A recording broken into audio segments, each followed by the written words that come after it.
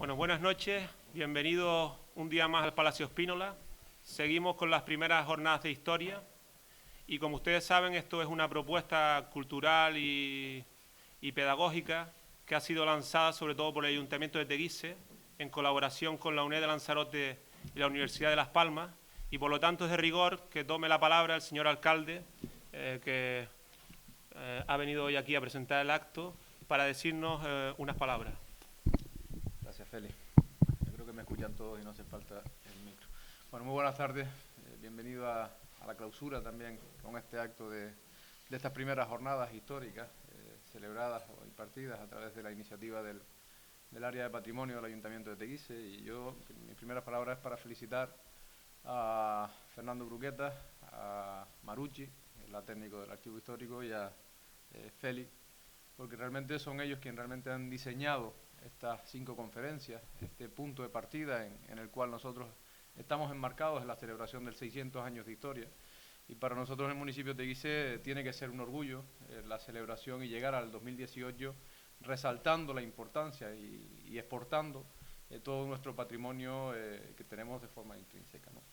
Me gustaría también reconocer la labor de estas personas que han estado durante estas 5 jornadas dedicadas a la princesa de Teguise, a Agustín de Herrera, a Clavijo y Fajardo, a Alfonso Espírona y hoy a Ángel Guerra. Personas como Manuel Lobo, Fernando Bruqueta, Carlos Gaviño, Mariluz Fica y sobre todo al ponente que nos visita hoy al municipio de Teguise, don Antonio Cabrera Pereira.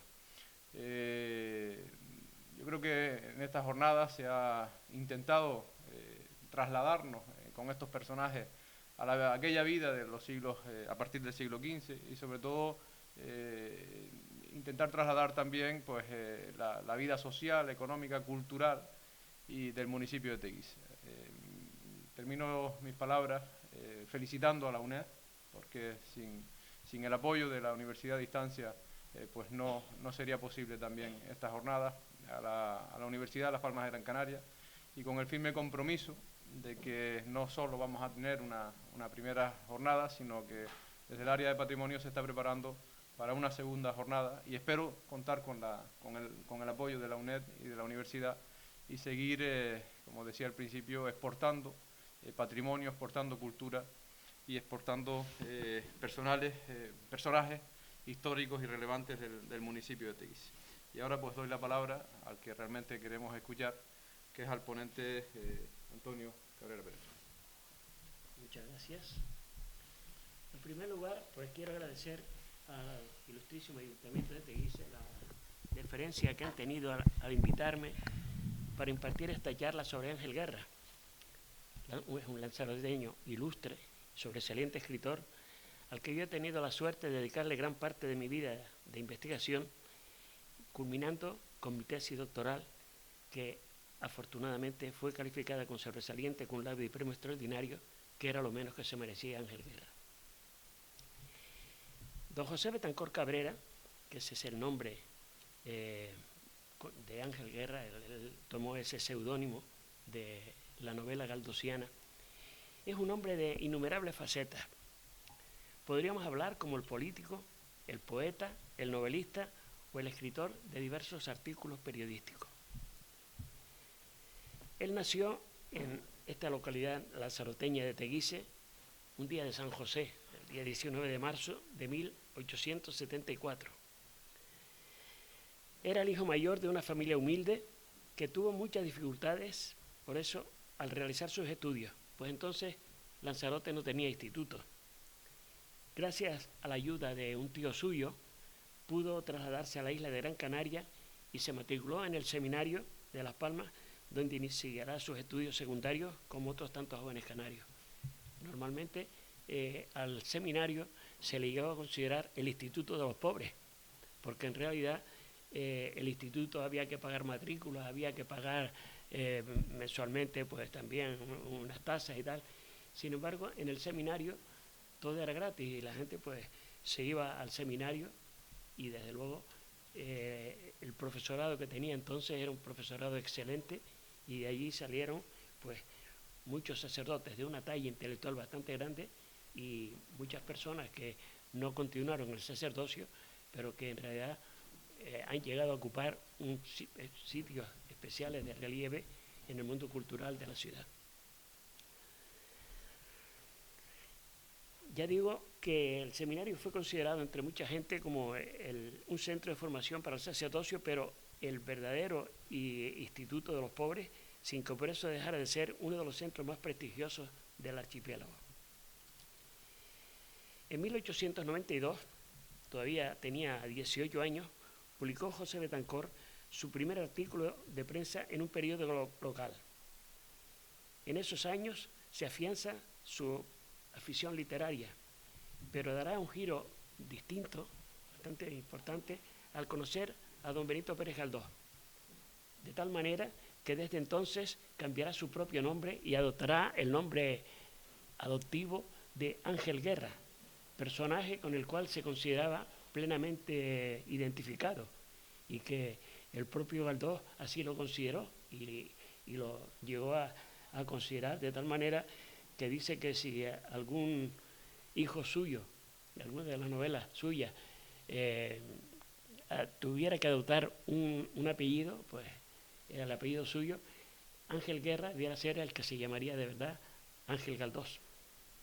Pues don Benito, en este sentido, se convirtió en un verdadero también hijo de Galdós, ¿no? Poco a poco va dando a conocer su pluma como periodista. Empieza a publicar en varios periódicos españoles del momento y sobre todo en periódicos de gran relieve de Madrid, El Liberal, El Globo, El Heraldo y España. Su labor periodística es bastante crítica con la realidad social y lo convierten en un escritor que unos lo temían y otros lo adoraban. Eso pasa siempre con la gente de valía. O sea, unos que lo quieren y otros que reniegan de él.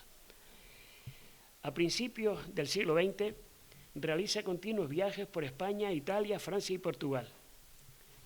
En París, concretamente, entre los años 1908 y 1910, ejercerá como corresponsal de uno de los mejores periódicos que había en Madrid, La Correspondencia de España. A pesar de eso, sigue manteniendo contacto permanente con las Islas Canarias, a cuyos diarios no dejaba de enviar, ni siquiera yo creo que todos los días. Yo cuando empecé a estudiar las publicaciones de Ángel Guerra, pues me cogía el diario de Las Palmas y raro era el día en que no hubiera 1, 2 y hasta 3 artículos del propio don Benito. Y los periódicos entonces no son como ahora, que tienen 40 o 60 páginas. Eran periódicos de 2 hojas, algunas veces 3, ¿no? Y allí llegó a publicar Ángel Guerra 2 y 3 artículos. Lo que pasa es que para no la gente no dijera, mira, se está comiendo el periódico solo, pero firmaba con diversos seudónimos. Juan Petate, Matías, Ángel Guerra, y así él llenaba a veces el periódico él solo.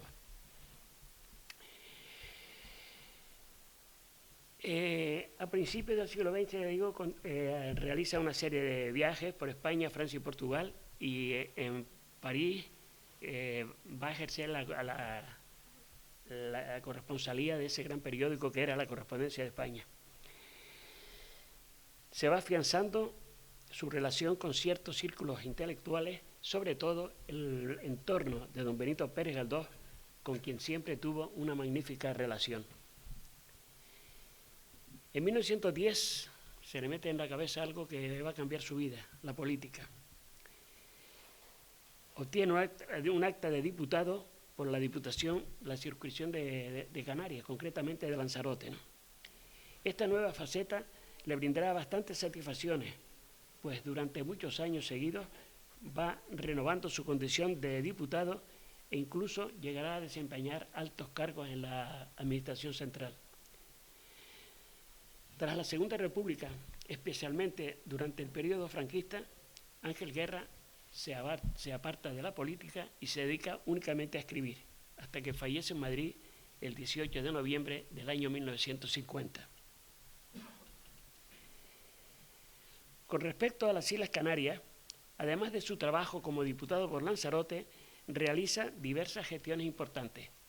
Yo creo que la más importante fue la creación de la nueva prisión provincial de Las Palmas, que entonces era un hacinamiento de presos y aquello no había quien lo domara, ¿no? Y esa fue una creación extraordinaria que luego le dio mucha fama. Cuando el 14 de abril de 1931 Niceto Alcalá Zamora proclama la Segunda República, Ángel Guerra se aparta de la política activa. Sabían el valor que él tenía y lo invitaron a continuar, pero él no quiso, pues dice que en cierto sentido se consideraba ligado al régimen anterior porque él había prestado juramento y fidelidad. Aunque él decía que estaba muy de acuerdo con lo que los otros querían, pero claro, no quería que le dijeran lo que sí se ve, que era un tío que se cambie de jaqueta, ¿no? La figura que alcanzará de Ángel Guerra alcanzará con el tiempo una notoriedad como escritor, como narrador, más que como político. Durante su vida publicó numerosas novelas y relatos en los cuales destacan todos aquellos que se refieren a las Islas Canarias. Sus temas predilectos, como escritor isleño, es sobre todo el mar, la vida campesina, la vida por la supervivencia, o la lucha por la supervivencia y la relación del ser humano con el medio ambiente. Ello le lleva a utilizar una prosa ágil, muy cerca del naturalismo y a veces expresionista por las situaciones dramáticas que reflejaba. A pesar de todo, su obra más importante, más conocida por la crítica y más celebrada es La Lapa, el relato corto en el que describe los sufrimientos y la penuria de Martín, que desde joven es un joven que lo pierde todo tras un horrible naufragio. La Lapa viene a constituirse en la epopeya de un hombre de las Islas Canarias de humilde procedencia que va a compartir su protagonismo con otro gran protagonista, el mar. Ninguna de sus obras ha tenido ni la difusión ni la popularidad que tuvo La Lapa, sobre todo en los últimos años del siglo XX, en que llegaron a publicarse hasta 8 ediciones distintas en una de las editoriales más populares y conocidas, que es Ediciones Cátedra. No hay duda que La Lapa, yo recuerdo cuando le dije a Cátedra que publicaran esta novela canaria y tal, La Lapa, Canarios, esto no va a tener éxito ninguno. Y entonces yo les dije lo siguiente: hagan ustedes una edición de 1000 ejemplares y les prometo que si no la venden, como yo soy director de la biblioteca, les compro todos los libros que les sobren, ¿no? Pues no solo no tuve que comprar ningún libro, sino que hicieron yo no sé cuántas ediciones y desde luego tuvo una difusión extraordinaria. No hay duda que en la opinión de algunos críticos es una gran novela regionalista canaria. Y yo he dicho algo más. No solo La Lapa es una novela regionalista canaria, sino la mejor de las novelas regionalistas canarias. Y si no la mejor, una de las mejores. Bastante conocida, leída, comentada y difundida ha sido esta obra. Y no creo que sea necesario hablar de ella una vez más, sobre todo cuando en su entorno literario hay muchas que están a su altura y otras que por su profundidad llegan a alcanzarla, pero nunca han alcanzado la difusión tan grande que tuvo La Lapa. Ángel Guerra comenzó desde muy joven a escribir literatura. Su obsesión, decía él, mi ilusión suprema es conseguir un hombre como escritor. Por eso no debe extrañar que a los 16 años publique ya su primera composición, un romance en versos heroicos, es decir, de versos mayores de 11 sílabas, sobre todo lo escribe en versos alejandrinos, que son versos de 14 sílabas, dedicados a su amiga Matilde, en una revista que sacaba un buen amigo del colegio, Pepe Franchi, o sea, Franchi Roca, célebre político mucho más tarde, y que se titulaba El Ateneo Canario. Esos versos dedicados a Matilde eran unos versos grandilocuentes, altisonantes y encendidos, en los que sigue la huella de todos los poetas románticos. Al año siguiente ve la luz su primera publicación independiente. Es también una composición en verso de corte romántico, dedicada o titulada Una hoja de mi álbum, dedicada a una amiga suya, la señorita Dolores Lorenzo. Su primer artículo en prosa aparece el 9 de junio de 1892 en un periódico de Las Palmas que se titulaba La Patria, que fue dirigido por don Juan Boissier. Nos relata en ello su segunda y definitiva salida de Lanzarote a Gran Canaria y está escrito con un estilo apasionante y ferviente, ¿no? En el año 93, al año siguiente, empleando un argot taurino, recibe la alternativa de mano de Federico León, que era médico de San Mateo, donde residía en casa de un tío suyo, Juan José Bautista, secretario del juzgado municipal del pueblo. Empieza enviando sus colaboraciones al Defensor de la Patria y desde entonces ya no parará. Envía artículos a la mayoría de los periódicos que se publicaban en Las Palmas y unos años más tarde empiezan a aparecer sus obras literarias como Semblanza, fue la primera, de arte, y Aguas primaverales. Se traslada a Madrid a mediados del año 900 y una vez en la península empieza a escribir con una gran frecuencia y publica primero A Bordo.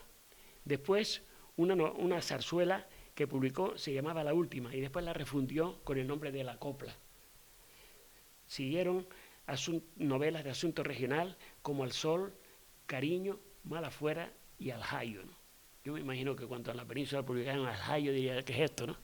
Porque en realidad Aljayo es una expresión muy canaria y muy curiosa. Estando en París, publica De Mar a Mar, y en esa novela, De Mar a Mar, intercala por primera vez la lapa.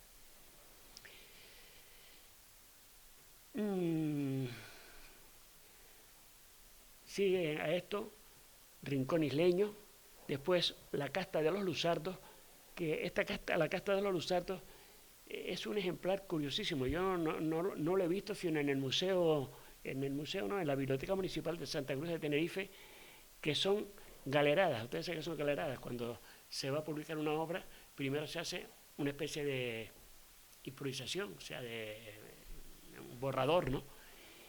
Y ese borrador, pues más o menos se corta como si fuera un libro y tal, y se encuaderna. Pues la Casta de los Luzardos se hizo en galeradas, no llegó a publicarse. Yo no conozco ni esta obra, sino a través de las galeradas que se publicaron en esa ocasión. Después sigue A Merced del Viento y del Vivir Revolucionario. Yo creo que es una de las obras más importantes de él, ¿no? Antes había publicado otras como Literatos extranjeros, Allá, que es su único libro de versos, Polvo del Camino, que es un libro clave dentro de su bibliografía, pues en la serie de crónicas que inserta en esta obra se empieza a adivinar el cambio del escritor dulzón y regionalista que era al principio al autor ceñudo y severo que vamos a encontrar en su mejor libro, que es Del Vivir Revolucionario, donde condensa y encierra todo su pensamiento político. Concluye su obra con una nueva refundición de A Bordo, publicada en 1919 con el título de El Patache. También publica Andanzas y Añoranzas y en 1927 hace una nueva versión de La Lapa. A pesar de que Ángel Guerra escribió tantas obras y una infinidad de artículos que son dificilísimos de contabilizar, apenas se conservan sus manuscritos originales. Yo creo que la mayoría de ellos se perdían a las editoriales. Le llevaba a la editorial lo publicaba en el periódico y al cajón de la basura. Solamente conozco una página que perteneció a don Luis Mafiote, que se conserva en el fondo que se llama Fondo Mafiote del Museo Canario de Las Palmas, que es un soneto titulado Al Conquistador, que incluyó él en su libro de poesías que ya he citado, Allá, y como recuerdo emocionado a una de las páginas autobiográficas que se conservan, queremos reproducirla. Es un soneto que inicia con una frase del padre Feijó. Decía, vivos al conquistador, se pidió el soneto al conquistador. Y él dice una frase del padre Feijó, de los conquistadores. Vivos se les tributa una forzada obediencia y muertos un gracioso aplauso. Es necesidad lo primero, lo segundo, necedad. El soneto es el siguiente. No esperes compasión, aunque en la historia tus crímenes se encuentren disculpados, que hasta tus hijos, al rubor forzados, reniegan de tu estirpe vejatoria. El lustre y los blasones de tu gloria con sangre de traición están manchados. El hierro con que matan tus soldados es digno pedestal a tu memoria. Hoy se yergue mi espíritu altanero para decirte en nombre del vencido, contemple lealtad de caballero, que en la lucha llevabas escondido, debajo de la cota del guerrero, el corazón infame de un bandido. Algunos creyeron que cuando él se dedicó a la política iba a ser el final del escritor, pero él disipa esos temores y le escribe a su paisano Luis Mafiote, con quien le unía una gran amistad, lo siguiente: dice, no dé usted por muerto al modestísimo Ángel Guerra, todo lo sacrificaré siempre a él porque representa todo el esfuerzo de mi vida. Renunciarlo sería renunciar a mi única ilusión. Lo demás no entró en mis aspiraciones y como vino puede irse sin que me cause pena. Lo que ha pasado es que desde ese momento Ángel Guerra ha cambiado de orientación. De vez en cuando seguirá apareciendo algún cuento regionalista suyo, algún artículo literario o alguna crítica de arte, pero ahora va a dedicar su actividad a otros temas. Los temas regionales se han terminado. En realidad, pues tampoco se puede estar hablando siempre de lo mismo, porque si no se convierte en un pesado y termina la gente por no leerlo, ¿no? Y se ha convertido en un comentarista distinto. En mi libro Ángel Guerra, narrador canario, decía que todavía estaba por hacer el estudio de Ángel Guerra como comentarista crítico de temas políticos, sociales y económicos. Afortunadamente, hace un par de años estuvo por mi casa una chica y me dijo, mire, he cogido ese testigo que usted ha lanzado y yo me voy a encargar de escribir todas estas cosas de Ángel Guerra, el político, el hombre de estudios sociales y económicos. No sé lo que ha pasado, creo que empezó a trabajar, pero no sé qué ha pasado porque no he visto publicación ninguna ni he vuelto a ver a esta muchachita, ¿no? Pero espero que no lo tire o no quede eso saco rojo. Yo quiero dedicar hoy mi estudio a Ángel Guerra, literato, a uno de sus libros de crítica literaria, tal vez el aspecto suyo menos conocido y sin embargo una de las facetas en que más acierto tuvo y donde cosechó igualmente bastantes éxitos. De toda su amplia obra crítica voy a elegir Literatos extranjeros, que publicó en Valencia en 1903 en la editorial Prometeo, que dirigía el gran escritor Vicente Blasco Ibáñez. Decía un libro viejo, es notoria liviandad regar la huerta lloviendo. Cosa es que no lo puede hacer eso, sino siendo loco el hortelano. Y así vi yo uno en Sevilla, hartos años ha, que en la casa donde servía le vi lloviendo, sacar a cubos de agua a gran prisa y regar los naranjos esidros que en un jardín de esa casa estaban cerca de la iglesia de San Bartolomé.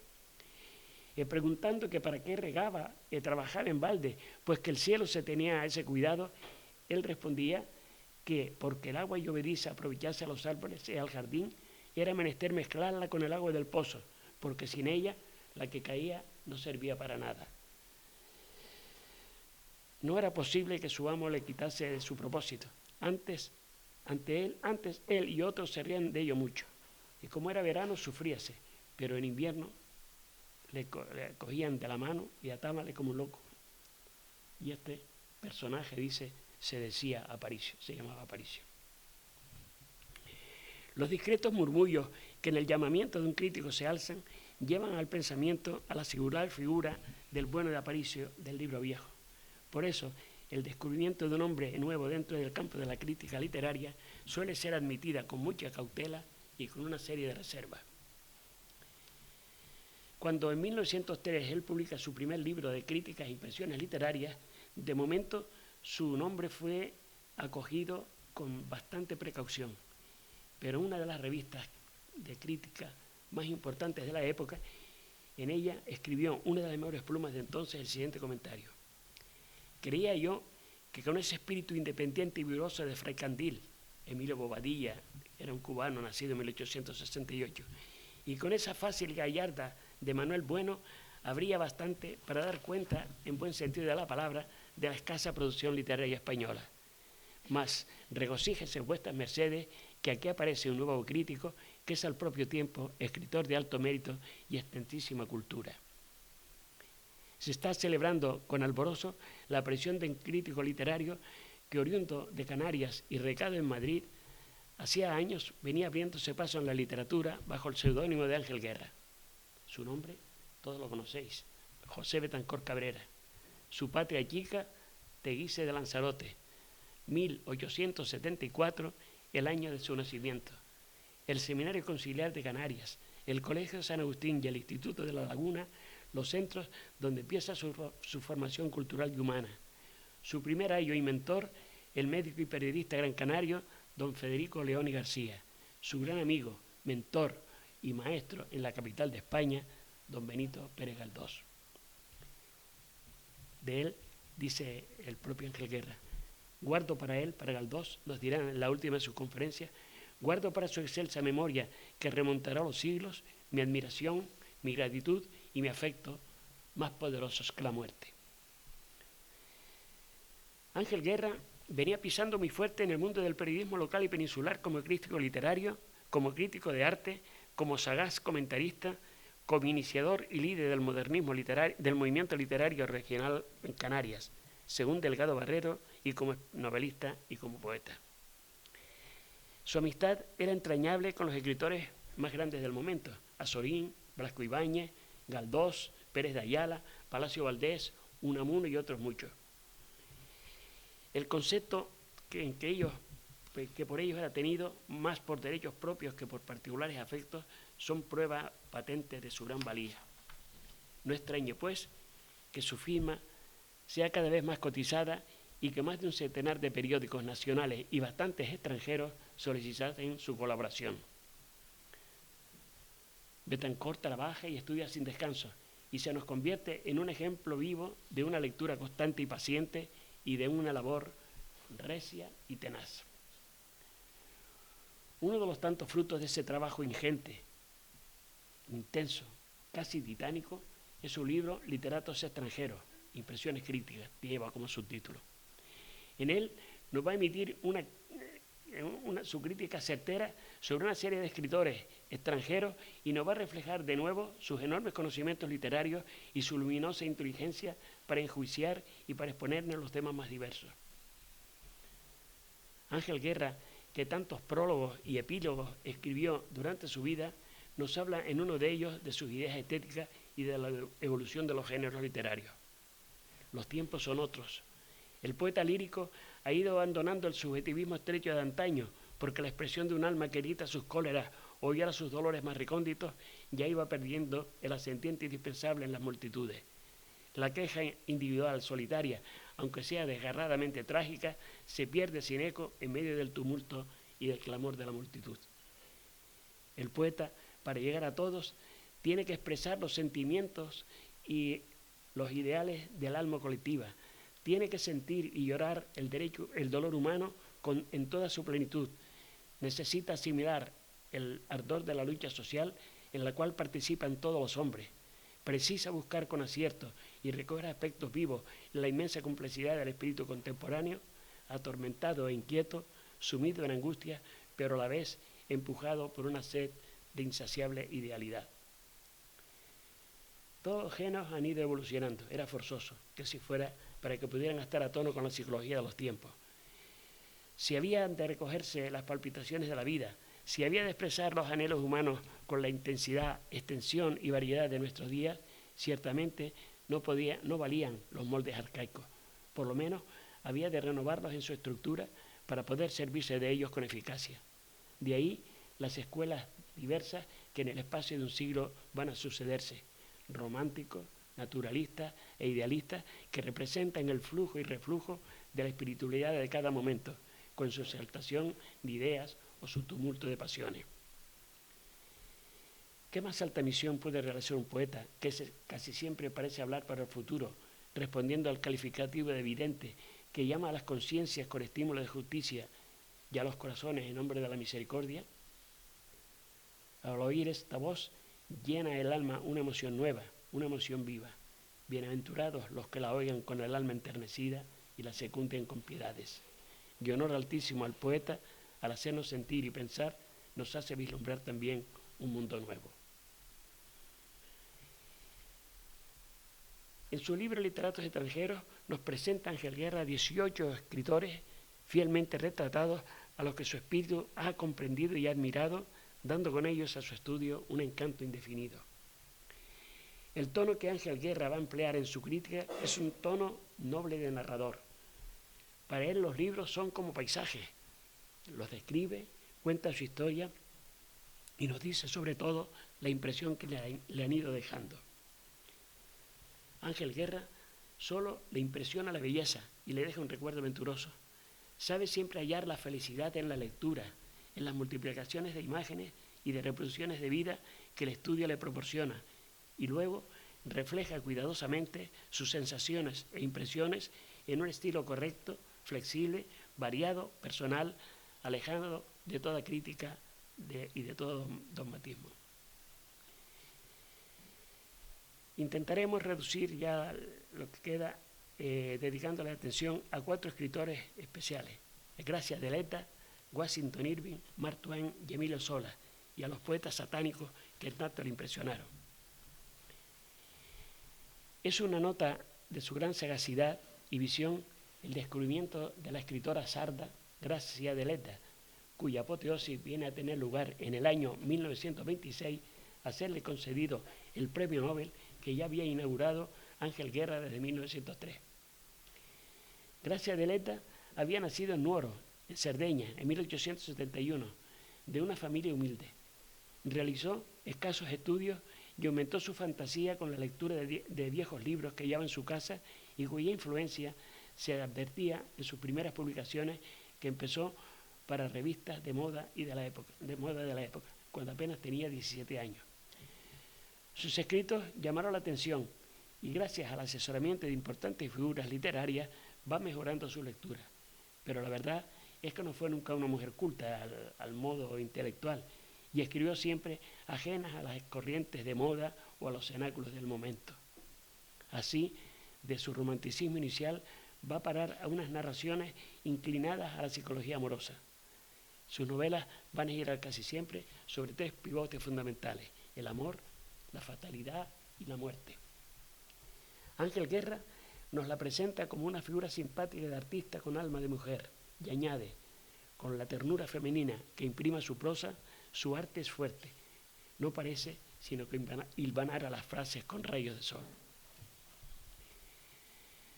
Parecía natural que, dado su temperamento femenino, se inclinara al idealismo y viese la vida bajo el aspecto poético bañado en un ambiente de ternuras y amores a lo romántico, y de cuanto lo rodease no sintiera otra cosa que el calor del hogar. Por lo general, continúa Ángel Guerra, las mujeres que escriben reducen sus sensaciones de arte a las intimidades de su alma, siempre llena de apacibles afectos, y su lírica es de una dulzura incomparable, y cuando pintan lo exterior no alcanza a verlos más que con sus ojos piadosos. Ojos, al fin, ojos de mujer. Por cierto, dice que la vida insular, y yo la conozco, me ha parecido siempre de difícil factura artística, por estrecha de horizonte, por su ambiente reducido y por su nota de colorido invariable y única. Los mares se empeñan en limitar el círculo de acción, circunscribiendo al pedazo de tierra la actividad del espíritu, que para encontrar holgura, para poder espaciarse en alto, necesita elevarse y mirar a los cielos. Sin duda ninguna, se presta más a la poesía lírica que a la narración novelesca. No obstante, la vida con que bulle, lo que tiene en detalle salientes sus costumbres, su idiosincrasia característica de sus tipos, los matices del alma regional, muy bien pueden caber en los moldes de un cuento a la moderna.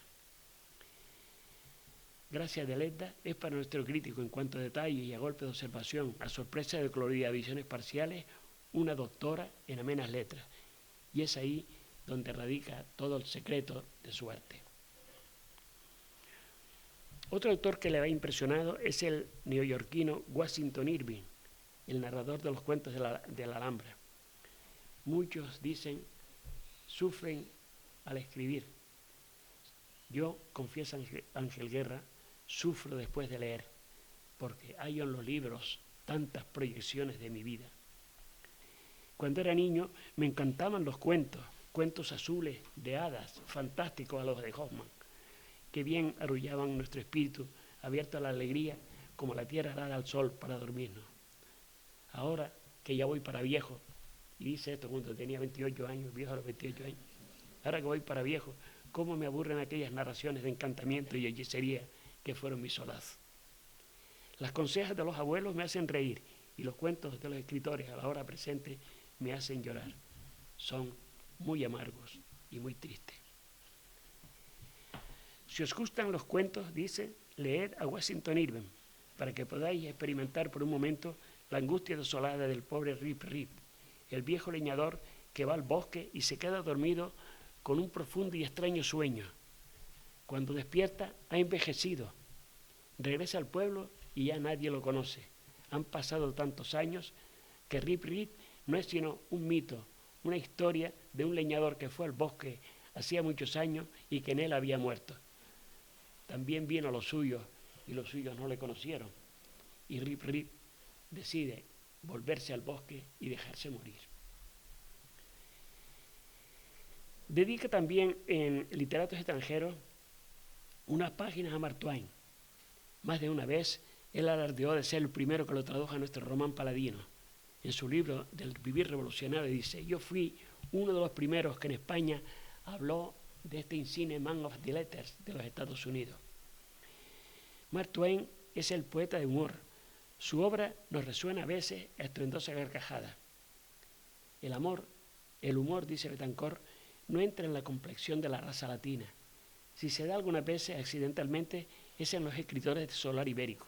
Los meridionales somos poetas entregados al ensueño, mientras que los hombres del norte llevan dentro un pensador. Verdad es que nadie ha sabido reír y llorar a la vez como lo hizo nuestro Cervantes. El punto de humor sano al que él llegó no ha sido alcanzado por otros. Se diría que en sus páginas admirables, contento de las musas y pasmo de la gente, el dolor ríe y la risa llora. Tan cogidos del brazo, tan compenetrados andan por estos sentimientos humanos que parecen uno solo. ¿Quién puede averiguar leyendo el Quijote el límite que los separa? Porque Quijote loco parece poeta, Sancho sano de espíritu parece el filósofo. El pensamiento va de escudero y contiene las exaltaciones del ensueño. El arte del humorista necesita encerrar las ideas de un pensador. Es difícil y equilibrado. En la caricatura todo es grotesco, en lo cómico francamente risible. De ambos tiene algo y sin embargo no se les parece. Para Ángel Guerra no hay ningún humorista que supere a Mark Twain. Encuentra su obra admirable, dentro de su gran sobriedad y su cauticismo. En el fondo, sin embargo, es cruel y amargo.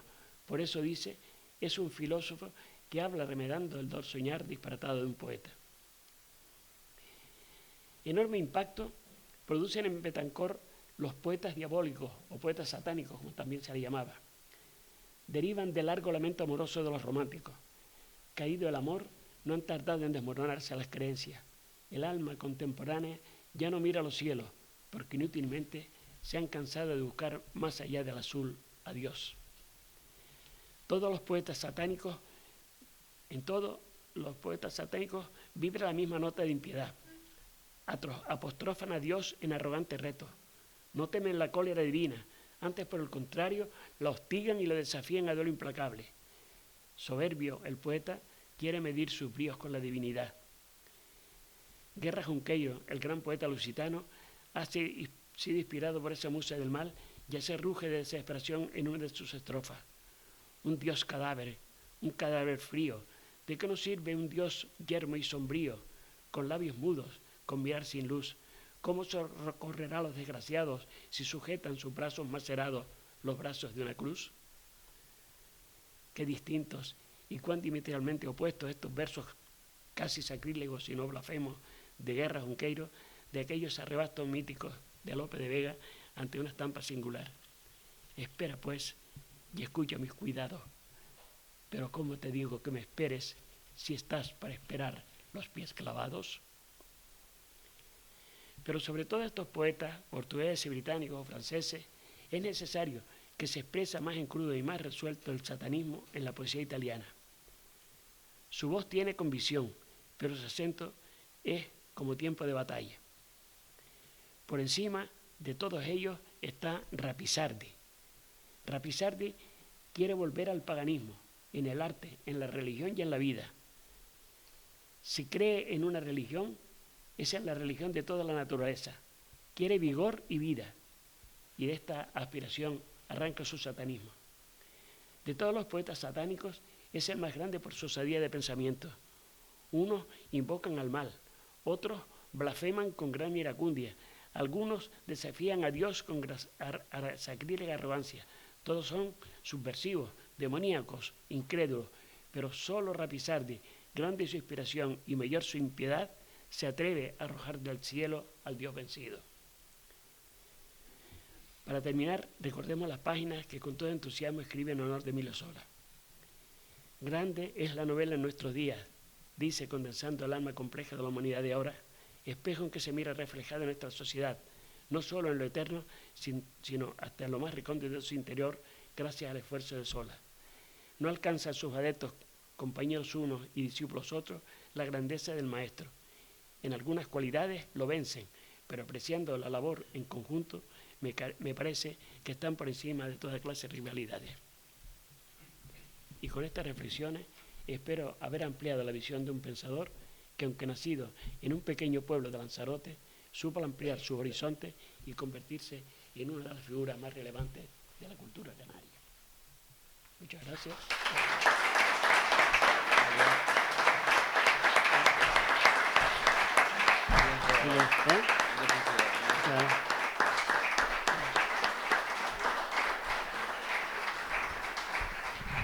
Muchas gracias.